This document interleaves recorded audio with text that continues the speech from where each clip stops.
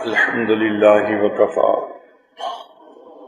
وسلام على عباده الذين اصطفى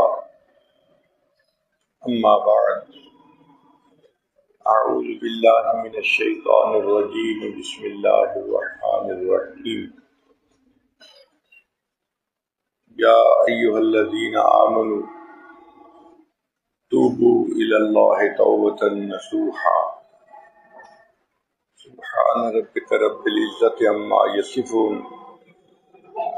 وسلام على المرسلين والحمد لله رب العالمين اللهم صل على سيدنا محمد وعلى آل سيدنا محمد وبارك وسلم.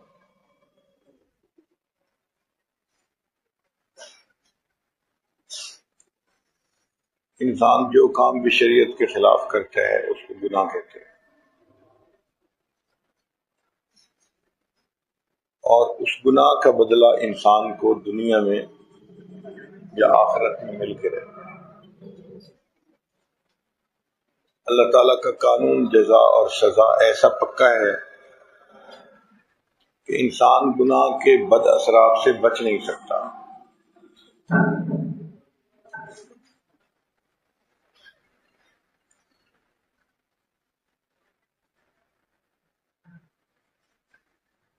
چنانچہ فرمایا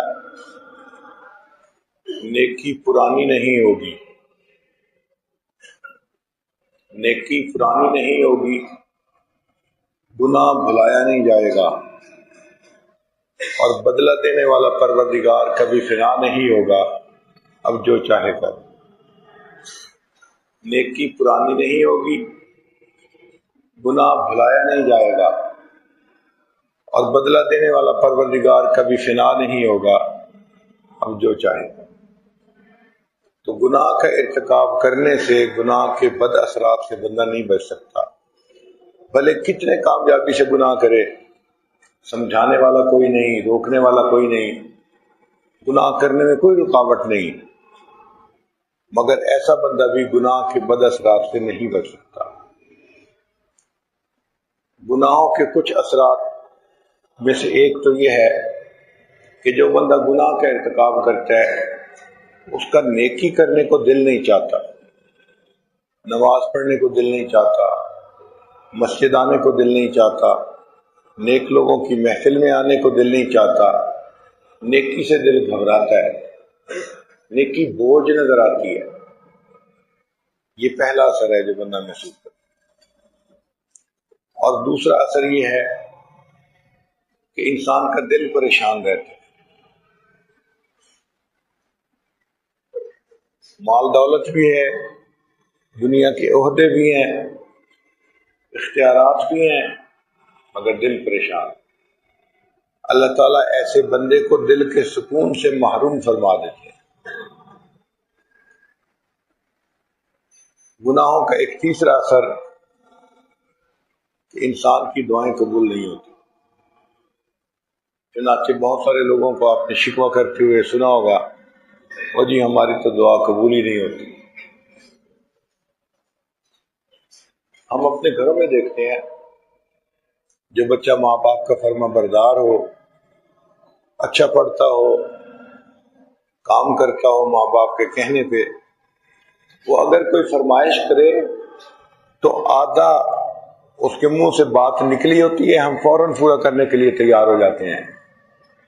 اور جو بچہ ضدی ہو، پڑھائی میں دلچسپی نہ لے، ماں باپ کا دل دکھائے اور ان کو ستائے، وہ بچہ کہتا بھی رہے کہ مجھے فلاں چیز لے کے دے دو، ہم سنی انسنی کر دیتے، سنتے ہی نہیں گیا۔ اسی طرح جو بندہ اللہ کی نافرمانی کرتا ہے، اللہ تعالیٰ بھی اس کی دعا سنی انسنی کر دیتے۔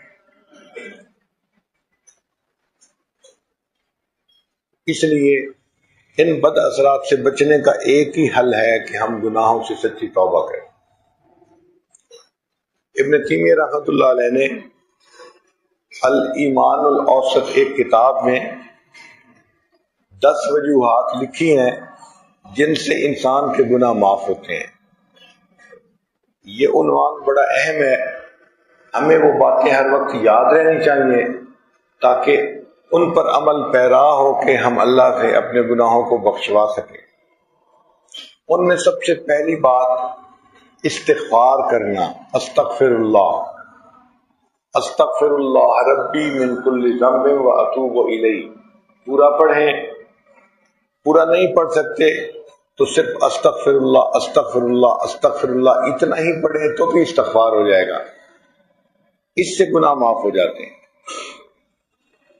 اور ہمیں استغفار کا حکم دیا گیا نیکی کرنے کے بعد بھی، چنانچہ نماز پڑھنے کے بعد 1 مرتبہ اللہ اکبر اور 3 مرتبہ استغفر اللہ استغفر اللہ استغفر اللہ۔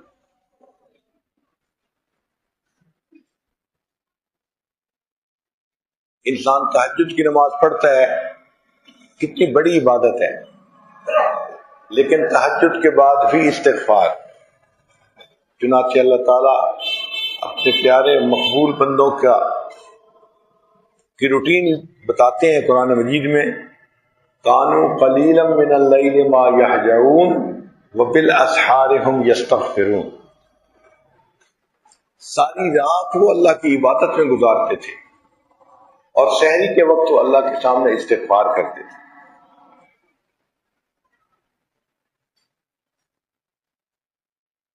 اللہ کے پیارے حبیب صلی اللہ علیہ وسلم نے کتنی بھرپور عبادت والی زندگی گزاری، مگر آخری عمر کے حصے میں وحی آئی کہ اے میرے محبوب صلی اللہ علیہ وسلم فسبح بحمد ربک واستغفر، رب کے نام کی تسبیح کیجئے اور استغفار کیجئے۔ اللہ اکبر۔ اگر اللہ تعالیٰ اپنے حبیب صلی اللہ علیہ وسلم کو استغفار کا حکم فرماتے ہیں تو ہمارے لیے پھر استغفار کرنا کتنا ضروری ہے۔ استغفار کے بڑے فوائد ہیں۔ حضرت حسن رضی اللہ تعالیٰ عنہ تشریف فرما تھے، ایک آدمی آیا، حضرت بڑا خطا کار ہوں، گناہگار ہوں، کوئی عمل بتا دیں کہ گناہ معاف ہو جائیں۔ فرمایا استغفار کرو۔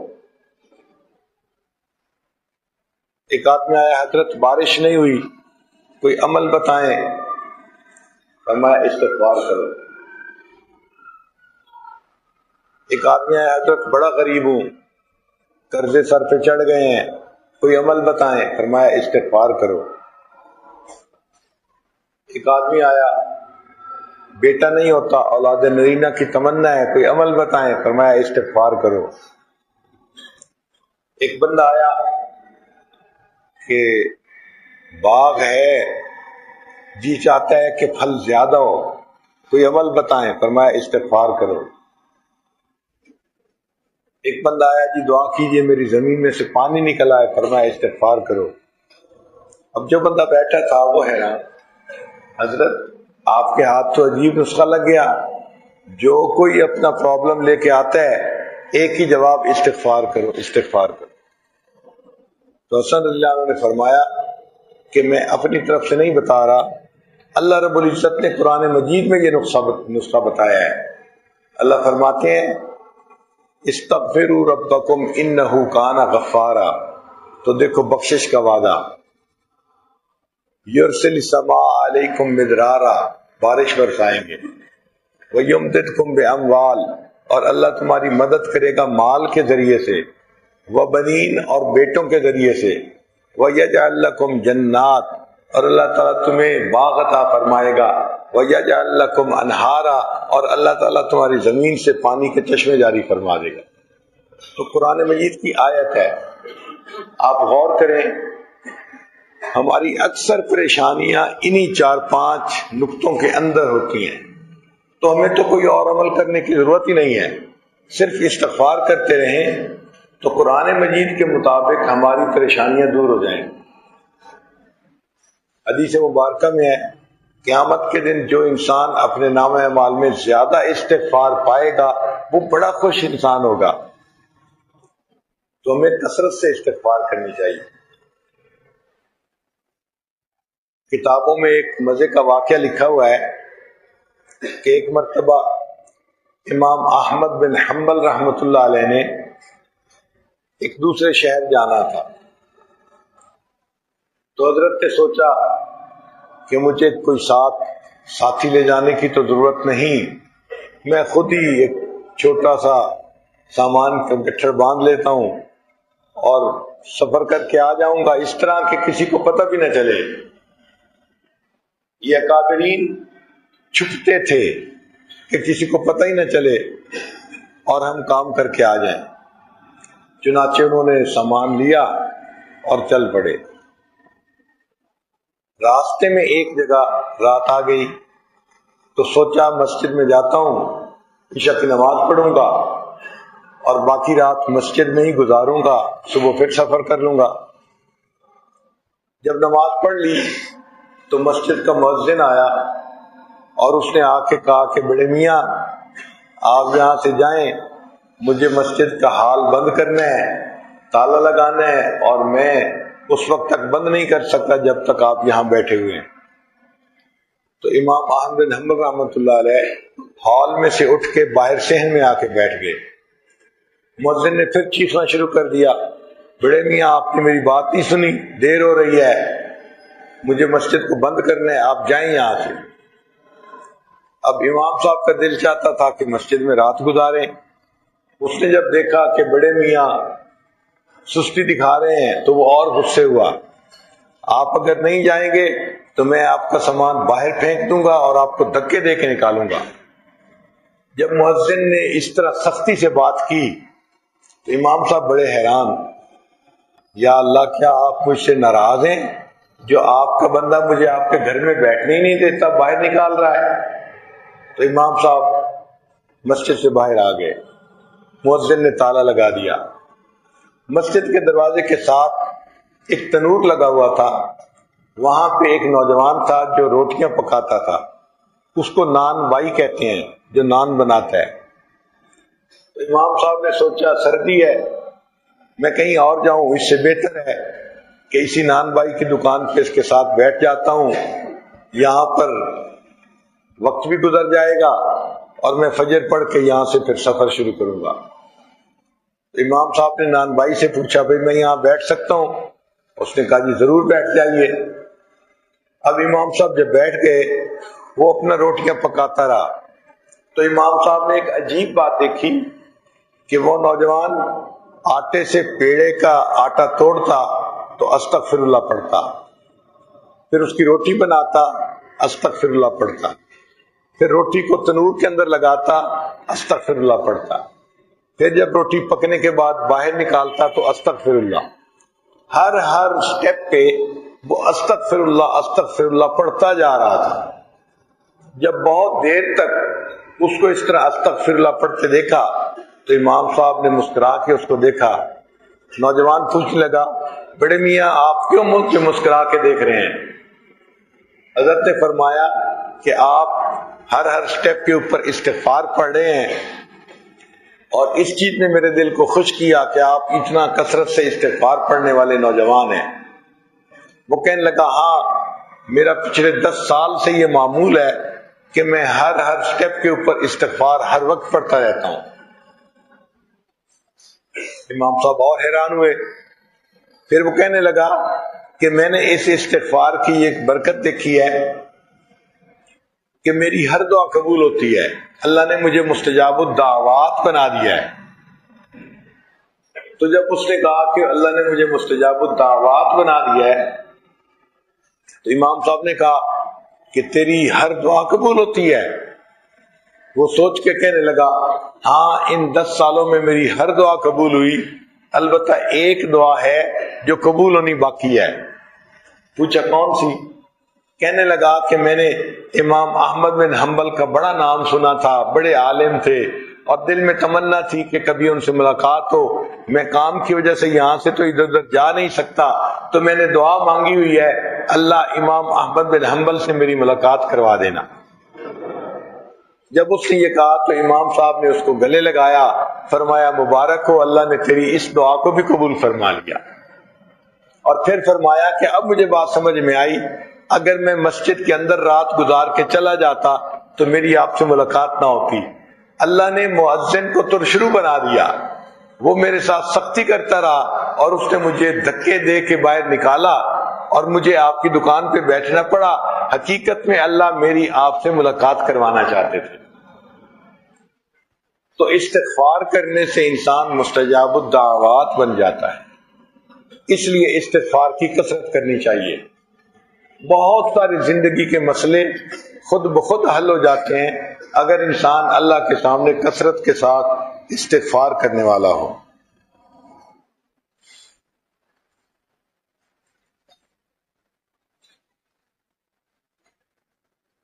دوسرا عمل ہے توبہ۔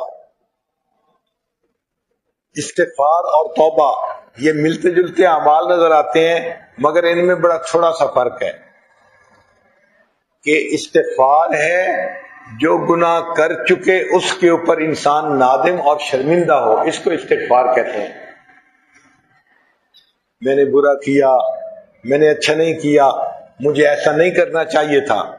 جب دل میں یہ کیفیت ہوتی ہے نا کسی کام کے بارے میں، تو ہم گویا اس کے اوپر پچھتا رہے ہوتے ہیں، اس پچھتاوے کو استغفار کہتے ہیں۔ اور توبہ کہتے ہیں دل میں یہ ارادہ کرنا کہ آج کے بعد میں نے یہ گناہ پھر نہیں کرنا، اس کو توبہ کہتے ہیں۔ تو استغفار کہتے ہیں جو گناہ کر چکے ان کے اوپر پچھتانے کو، اور توبہ کہتے ہیں آئندہ گناہ نہ کرنے کو۔ عزم جازم، پکا ارادہ کہ میں نے آج کے بعد یہ کام نہیں کرنا، اس کو توبہ کہتے ہیں۔ توبہ بھی ضروری ہے۔ مسلم شریف کی روایت ہے، لو لم تذنبوا لذهب اللہ بکم، اگر تم گناہ نہ کرو تو اللہ تعالیٰ تمہیں لے جائے گا اور تمہاری جگہ ایک ایسی قوم کو اللہ پیدا فرما دے گا،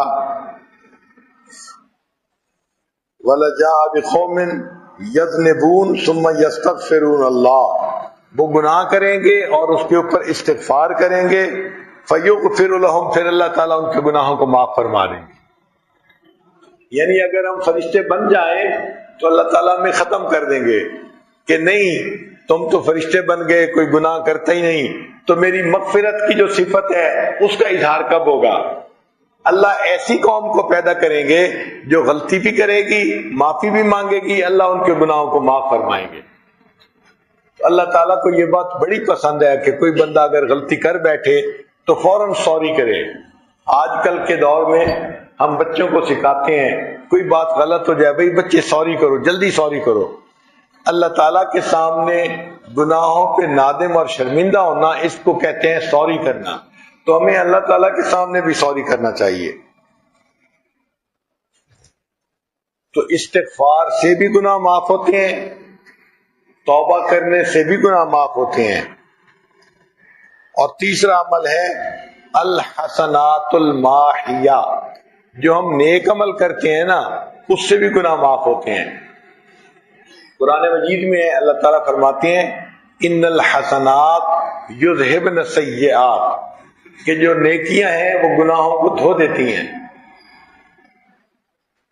جو ہم نیک کام کرتے ہیں، آپ یوں سمجھیں یہ صابن کی مانند ہے، صابن جیسے کپڑے کی میل کو نکال دیتا ہے، یہ ہماری نیکیاں گناہوں کی میل کو نکال دیتی ہیں۔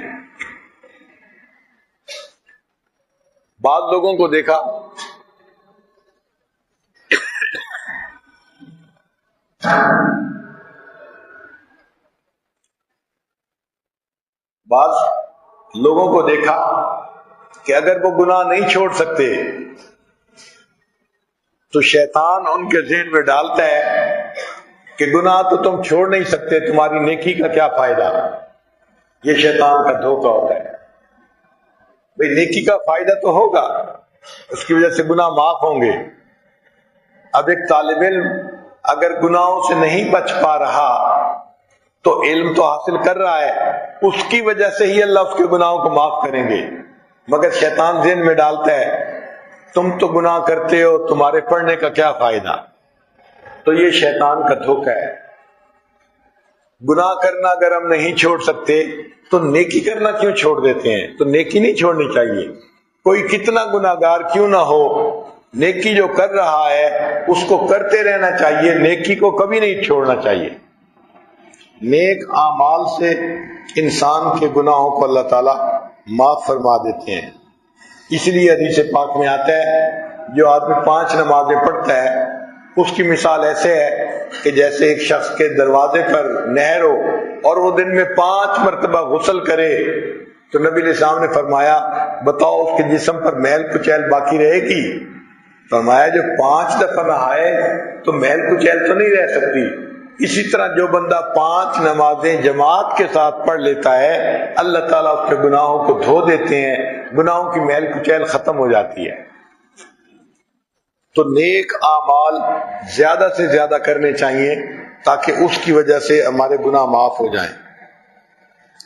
پھر چوتھا عمل جس کی وجہ سے گناہ معاف ہوتا ہے دعاء المؤمنین للمؤمن۔ ایمان والے بندے جب دوسرے کے لیے دعا کرتے ہیں نا تو ان کی دعاؤں سے بھی اللہ اس بندے کے گناہ کو معاف کر دیتے ہیں۔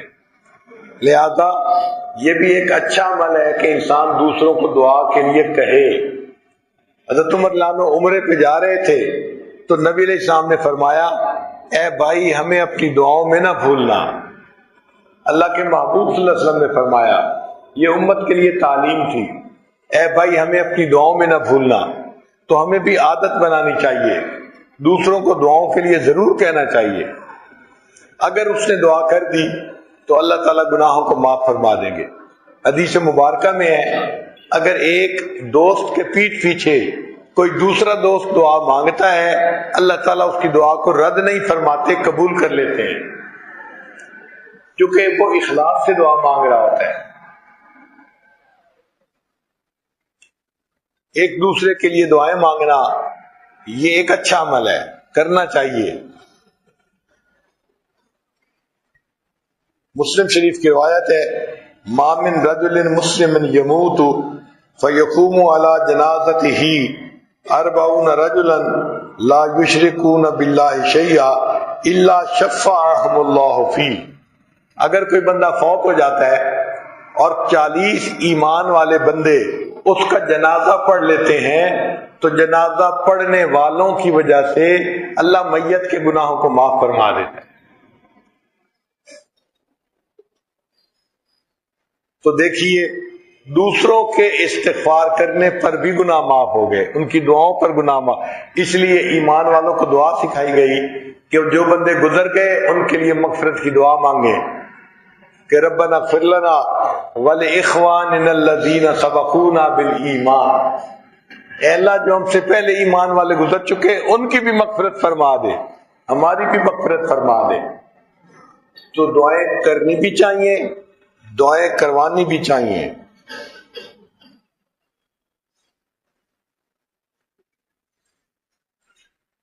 چھٹی چیز جس سے گناہ معاف ہوتے ہیں المصائب التی یکفر اللہ بها الخطایا۔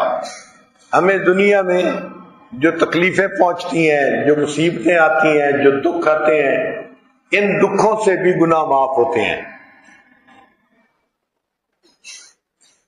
ایک مرتبہ نبی علیہ السلام تشریف فرما تھے، ہوا کا جھونکا آیا، چراغ بجھ گیا، تو نبی علیہ السلام نے پڑھا انا للہ و انا الیہ راجعون۔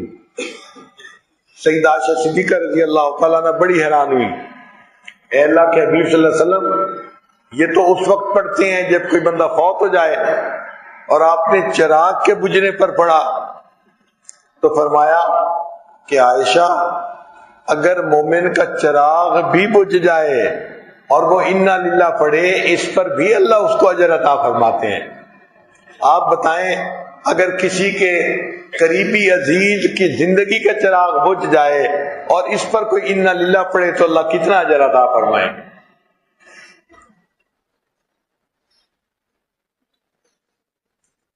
اس لیے دنیا میں اگر غم تکلیف ملے تو صبر کرنا چاہیے، شکوہ نہیں کرنا چاہیے، کیونکہ گناہ معاف ہوتے ہیں اس کے ذریعے سے۔ اور اللہ تعالیٰ کئی مرتبہ بندے کو دھونا چاہتے ہیں۔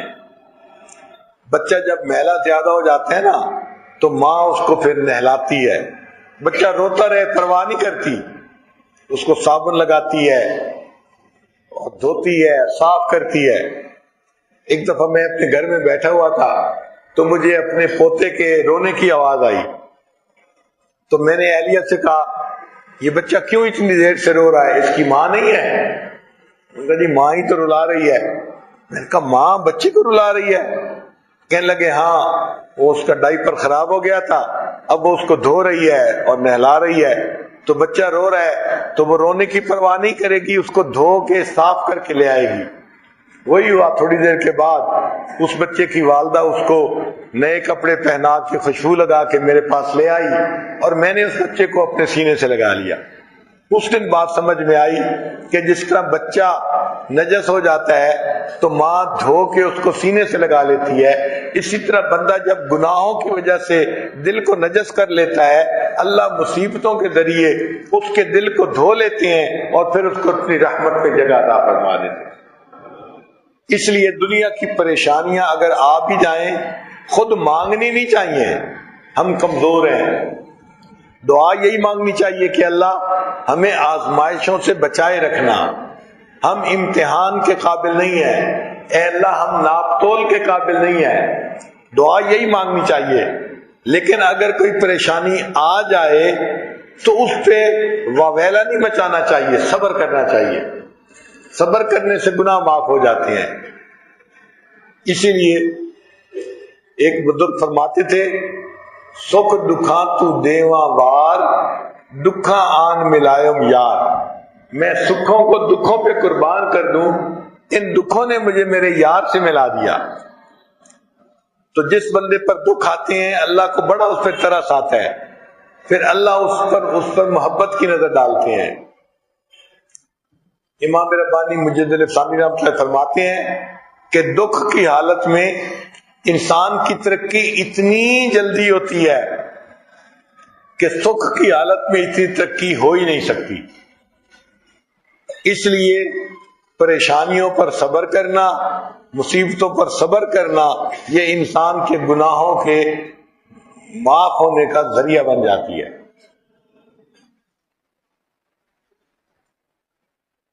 کتابوں میں ایک عجیب واقعہ ہے، ایک بزرگ تھے،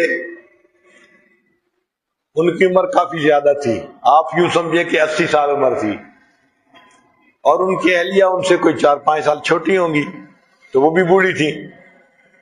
وہ آئیں اور کہنے لگی کہ میرے دل میں بڑی تمنا ہے کہ مجھے نبی علیہ الصلوۃ والسلام کی زیارت نصیب ہو، اور اس کے لیے میں نے بہت درود شریف بھی پڑھے ہیں، دعائیں بھی مانگی ہیں، نمازیں بھی پڑھی ہیں، مگر مجھے ابھی واضح طور پر زیارت نصیب نہیں ہوئی، دل میں حسرت باقی ہے۔ تو پلیز آپ کو کوئی عمل آتا ہے تو آپ بتا دیں، میں وہ بھی کر لیتی ہوں کہ مجھے نبی علیہ السلام کی زیارت نصیب ہو جائے۔ ان بزرگوں نے کہا اچھا میں جو کہوں گا کرو گی؟ اس نے کہا جی جو آپ فرمائیں گے میں وہ کروں گی۔ ان کا کل جمعے کا دن ہے، کل ایسے کرنا کہ اپنے پرانے کپڑے نکالنا جو دلہن کے وقت کے تھے، اور بالکل نہا دھو کے میک اپ کر کے دلہن والے کپڑے پہن کے زیورات پہن کے بیٹھنا، جب میں جمعہ پڑھ کے آؤں تو تمہیں بالکل دلہن کی طرح دیکھوں۔ وہ سادہ عورت تھی، اعتماد کیا کہ میرے میاں مجھے کہہ رہے ہیں۔ چنانچہ جب ہسبینڈ جو تھے وہ جمعہ پڑھنے گئے تو بیوی نے غسل کیا اور اس نے اپنے دلہن کے زمانے کے کپڑے نکالے اور وہ گوٹے کناری کے کپڑے پہن لیے اور زیورات بھی پہن لیے۔ اب میک اپ کر کے جب وہ تیار ہو کے بیٹھ گئی تو ان کے ہسبینڈ جو تھے انہوں نے جمعہ کی نماز پڑھی، اور جمعہ کی نماز پڑھ کے اپنی بیوی کے بھائی کے گھر چلے گئے اور اس کو کہا کہ آؤ ذرا میرے گھر میں اور اپنی بہن کا انداز دیکھو کیا ہے۔ تو بھائی آیا اور اس نے آ کے اپنی بہن کو دیکھا، 75 سال کی بڑھیا، منہ میں دانت نہیں، پیٹ میں آنت نہیں، اور دلہن بن کے بیٹھی ہوئی ہے۔ تو بھائی ہوتے ہیں، تو بھائی نے ڈانٹا کہ آپ اس عمر میں یہ جو ہے نا وہ لڑکیوں والے کام کر رہی ہو، فلاں ہے، تمہیں شرم نہیں آتی، تمہیں حیا آنی چاہیے۔ جب بھائی نے ڈانٹا تو وہ تو بہت غمزدہ، روئی بہت روئی۔ اب اسے سمجھ نہیں آتی تھی کہ میرے ہسبینڈ نے خود تو مجھے کہا کہ دلہن بن کے بیٹھو اور خود ہی میری شکایت بھی لگا دی۔ خیر وہ بیچاری روتے روتے سو گئی۔ اللہ کی شان کے نیند میں اس کو نبی علیہ السلام کی زیارت نصیب ہو گئی۔ اب جب آنکھ کھلی تو خوش بھی ہے اور غمزدہ بھی ہے۔ خوش اس بات پہ کہ زیارت نصیب ہو گئی، اور غمزدہ اس بات پہ کہ میرے ہسبینڈ نے میرے ساتھ کیا ایسا معاملہ کیا، کیوں ایسا کیا۔ تو اس نے پھر پوچھا کہ جی میں خوش تو ہوں کہ زیارت نصیب ہو گئی، مگر یہ بتائیں کہ آپ نے میرے ساتھ ایسا کیوں کیا؟ خود تو کہا کہ دلہن بنو، اور خود میرے بھائی کو شکایت لگائی۔ انہوں نے کہا اللہ کی بندی، میں دیکھتا ہوں کہ آپ نیکی کی زندگی گزارتی ہیں، نمازوں میں، تلاوت میں، اعمال میں ہر وقت مصروف رہتی ہیں، لیکن آپ کی ایک تمنا پوری نہیں ہوئی۔ تو میرے دل میں خیال آیا کہ یہ تمنا تب پوری ہوگی جب آپ کا دل دکھے گا، اور جو دکھی بندہ ہوتا ہے اس کے دل پہ اللہ کی خاص نظر ہوتی ہے۔ تو میں نے آپ کو تو کہا کہ دلہن بن کے بیٹھو، اور آپ کے بھائی کو کہہ دیا کہ وہ آ کے آپ کو ڈانٹے گا اور آپ کا دل دکھے گا، اور اس طرح اللہ کی رحمت ہوگی۔ لو میرا نسخہ کامیاب رہا، آپ کا دل ٹوٹا، مگر آپ کو اللہ کے حبیب صلی اللہ علیہ وسلم کی زیارت تو نصیب ہو گئی۔ تو بندے کا جب دل ٹوٹتا ہے نا، پھر اللہ تعالیٰ کی رحمت کی خاص نظر اس کے اوپر ہوتی ہے۔ اس لیے غموں میں، پریشانیوں میں انسان کو بے صبر نہیں بننا چاہیے۔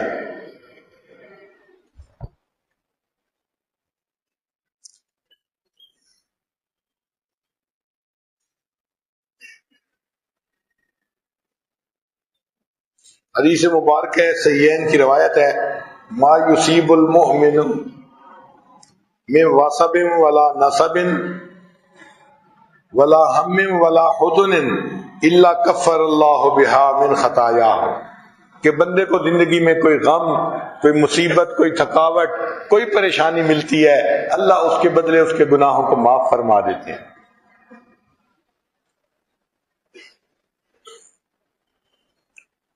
حدیث پاک میں آتا ہے جب کوئی بندہ بیمار ہوتا ہے، اللہ تعالیٰ فرشتوں کو بلا کر فرماتے ہیں میرا یہ بندہ بیمار ہے، اب یہ درد کی وجہ سے اگر کراہے گا تو کراہنے کی آواز پر اس کے نام اعمال میں سبحان اللہ اور الحمدللہ کا ذکر کرنے کا ثواب لکھا جائے۔ مریض کرا رہا ہے اور ثواب سبحان اللہ الحمدللہ کا لکھا جا رہا ہے۔ حدیث پاک میں ہے بندے کو بخار ہوتا ہے اور کئی مرتبہ وہ اس سے اس طرح شفا یاب ہوتا ہے کہ وہ گناہوں سے اس طرح پاک ہوتا ہے جیسے اس دن پاک تھا جب اس کی والدہ نے اس کو جنم دیا تھا۔ تو بیماری کی وجہ سے گناہ معاف، پریشانی کی وجہ سے گناہ معاف۔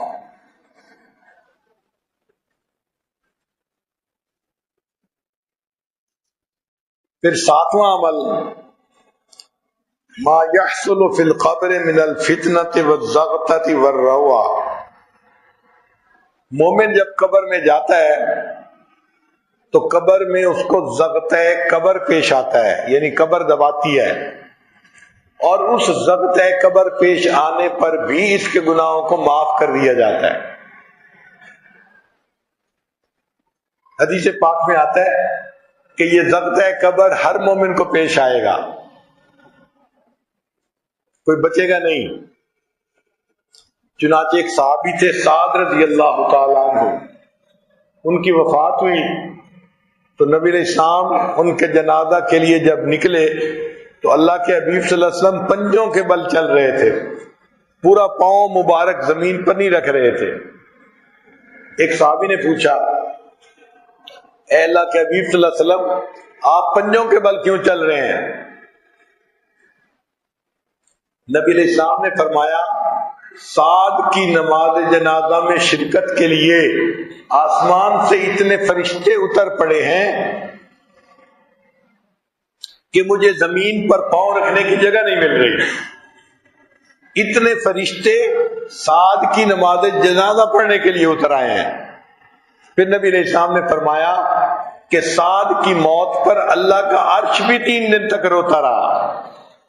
اب جس صحابی کی وفات پہ اللہ کا عرش بھی 3 دن روتا رہے وہ کتنے درجے والے بندے ہوں گے، اور ان کا جنازہ اللہ کے حبیب صلی اللہ علیہ وسلم نے پڑھایا اور ان کو قبر میں لٹایا۔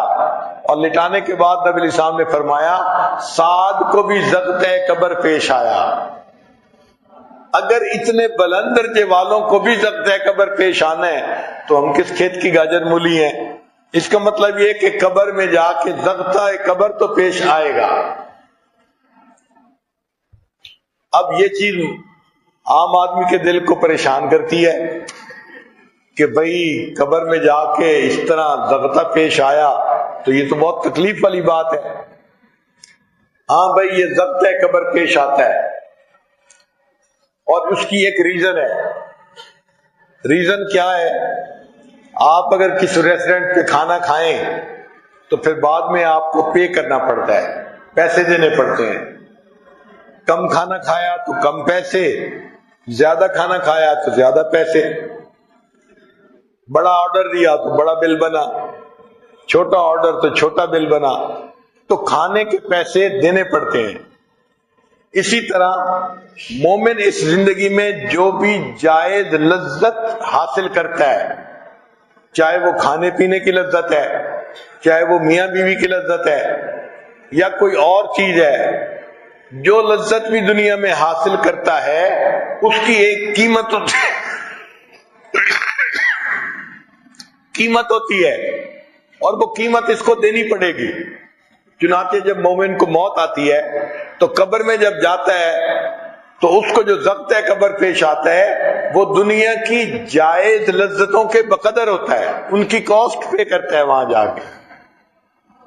اس لیے ہمارے بعض مشائخ جائز لذتوں سے بھی اپنے آپ کو روکتے تھے۔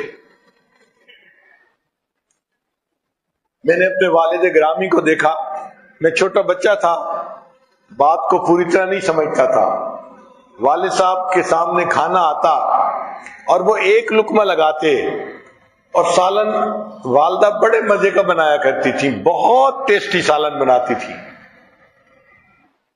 تو والد صاحب ایک لقمہ لینے کے بعد پانی کا گلاس اٹھاتے اور سالن کے اندر پانی ڈال دیتے ایک گھونٹ۔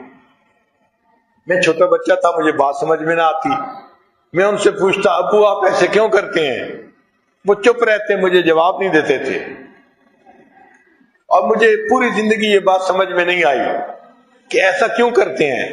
میں کہتا تھا امی نے اتنا ٹیسٹی سالن بنایا ہے اور آپ پانی ڈال کے اس کا ٹیسٹ ہی خراب کر دیتے ہیں۔ مگر والد صاحب جواب میں کہتے کچھ نہیں تھے، بس چپ رہتے تھے۔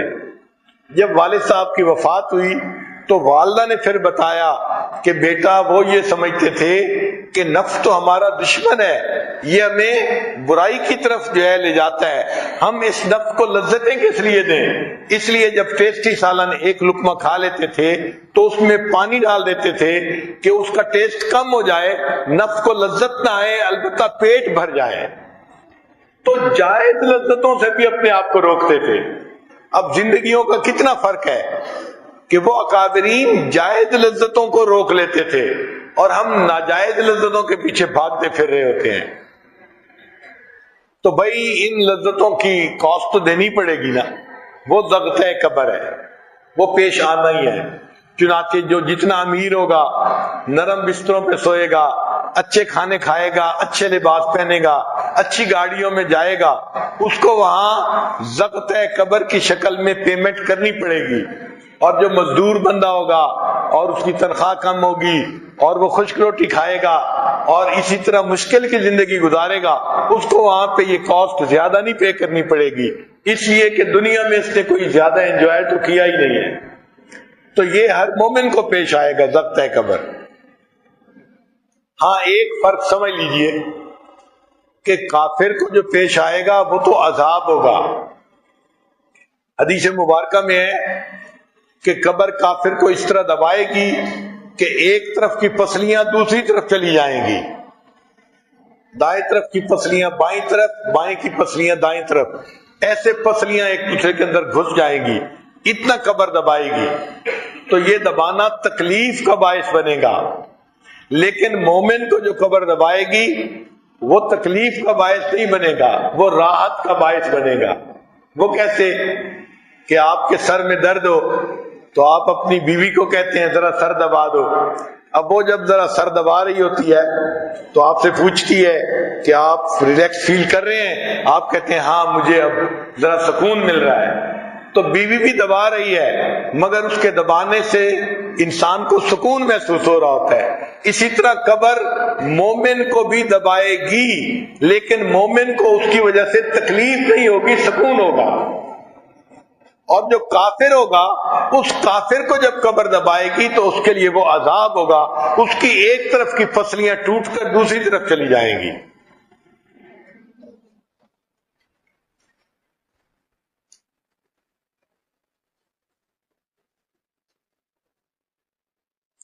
پھر 8واں عمل جس پر انسان کے گناہ معاف ہوں گے، احوال یوم القیامتی وکربها وشدائدها.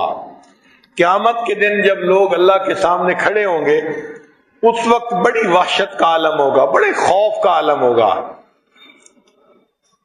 ہر بندے کے اوپر خوف ہوگا کیونکہ بندے کو یہ نہیں پتا ہوگا میں بخشا جاؤں گا یا نہیں بخشا جاؤں گا. یہ پتا تو چلے گا جب حساب کتاب ہوگا. تو حساب کتاب سے پہلے تو ہر کوئی ڈر رہا ہوگا.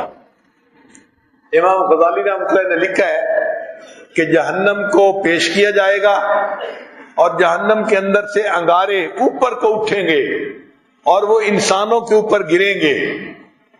اور انسانوں میں وہ فرماتے ہیں کہ کوئی نبی ایسے نہیں ہوں گے کہ جن کے دل پہ خوف نہ ہو کہ یہ انگارے کہیں میرے اوپر نہ آ کر گرے. انبیاء بھی اس وقت ڈر رہے ہوں گے. اب آپ سوچئے کہ جب انبیاء کرام جیسی عظیم ہستیاں بھی ڈر رہی ہوں گی کہ یہ انگارہ کہیں میرے اوپر آ کر نہ گرے تو پھر وہاں ہمارا کیا حال ہوگا.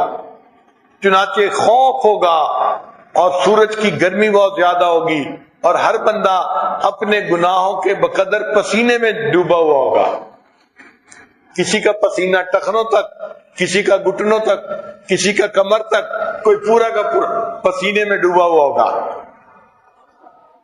اور یہ صرف پسینہ نہیں ہوگا بلکہ جیسے آپ انڈا فرائی کرتے ہیں تو گھی کے اندر انڈا جو ہے وہ فرائی ہو رہا ہوتا ہے، اسی طرح انسان اپنے پسینے کے اندر فرائی ہو رہا ہوگا. تو تکلیف ہوگی. یہ جو تکلیف قیامت کے دن ملے گی اس سے بھی گناہ معاف ہو جائیں گے. اور کچھ ایسے بھی خوش نصیب ہوں گے کہ جب قیامت کے دن اللہ تعالیٰ ان کو اٹھائیں گے تو ان کو عرش کا سایہ عطا فرما دیں گے. وہ عرش کے سائے میں ہوں گے اور خوشبو کے ٹیلوں کے اوپر بیٹھے ہوئے ہوں گے اور ان کو پتہ بھی نہیں چلے گا وقت گزرنے کا. یہ وہ لوگ ہوں گے کہ جو دنیا میں گناہوں سے پاک زندگی گزارنے والے تھے. ان میں سے ایک نوجوان کہ رجل ذکر اللہ خالیہ، وہ بندہ جو اللہ کا ذکر کرتا ہوگا اور اللہ کے سامنے حضوری کی وجہ سے آنکھوں میں آنسو آ جاتے ہوں گے، وہ بھی عرش کے سائے میں ہوگا. اور وہ مرد جس کو کوئی عورت اپنی طرف مائل کرے اور وہ کہہ دے کہ انی اخاف اللہ، میں اللہ سے ڈرتا ہوں، یہ مرد بھی عرش کے سائے میں ہوگا. اور جس عورت کو کوئی مرد گناہ کی طرف مائل کرے اور وہ کہہ دے کہ میں اللہ سے ڈرتی ہوں، یہ عورت بھی عرش کے سائے کے اندر ہوگی. اللہ تعالیٰ ہمیں بھی قیامت کے دن اپنے عرش کا سایہ عطا فرمائے اور ہمیں اس دن کی شدائد سے محفوظ فرمائے.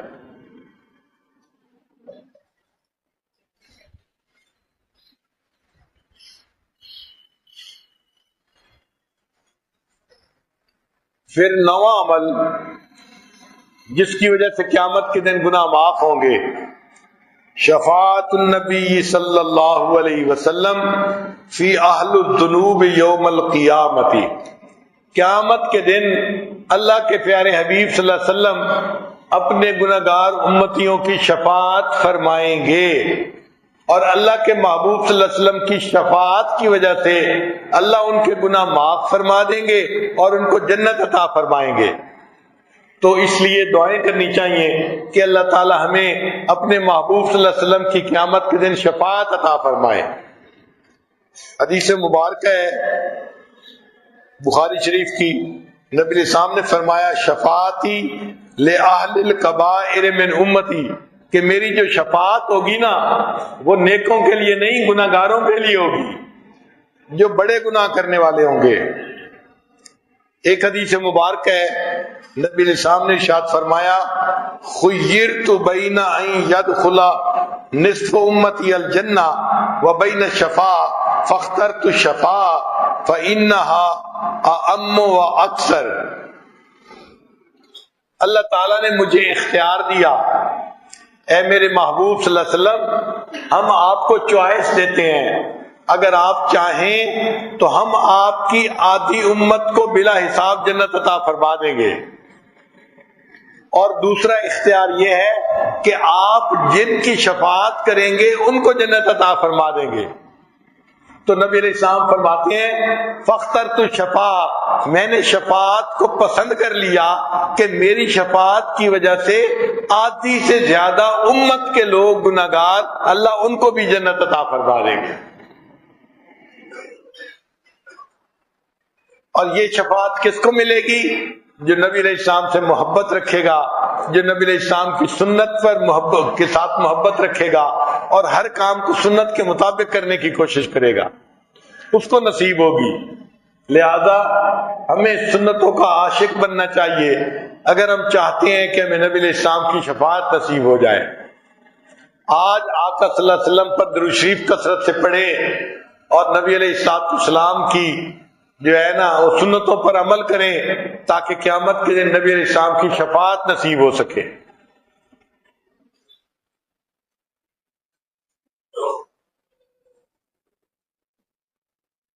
کسی شاعر نے کہا ہے اپنے دامان شفاعت میں چھپائے رکھنا۔ اے اللہ کے حبیب صلی اللہ علیہ وسلم، دنیا میں تو اللہ نے میرے گناہوں پہ پردے ڈال دیے اور میں گناہگار ہونے کے باوجود لوگوں میں نیک سمجھا جاتا ہوں، لوگ عزت احترام کرتے ہیں۔ اے اللہ کے محبوب صلی اللہ علیہ وسلم، اب قیامت کے دن آپ اپنے دامان شفاعت میں مجھے چھپا لینا، اپنے دامان شفاعت میں چھپائے رکھنا۔ میرے سرکار میری بات بنا رکھنا۔ میں نے مانا کہ گناہگار ہوں پر آپ کا ہوں، اس گناہگار سے سرکار نبھائے رکھنا۔ ہم نے گھروں میں دیکھا ہے جو لوگ نوکر ہوتے ہیں نا، پھر ان کی اولاد آگے نوکر بنتی ہے تو پھر وہ اچھے کام بھی کئی دفعہ نہیں کرتے، مگر مالکان جو ہوتے ہیں ان کا لحاظ کرتے ہیں کہ ان کے والدین بھی کام کرتے تھے، اب یہ نوجوان ہیں کام کرتے ہیں، اگرچہ کوتاہیاں کرتے ہیں چلو درگزر کر دو، تو نبھاتے ہیں ان کے ساتھ۔ تو شاعر بھی یہی کہتا ہے اے اللہ کے حبیب صلی اللہ علیہ وسلم، اگرچہ میں گناہگار ہوں لیکن آپ میرے ساتھ نبھائے رکھنا اور قیامت کے دن میری شفاعت فرما دینا۔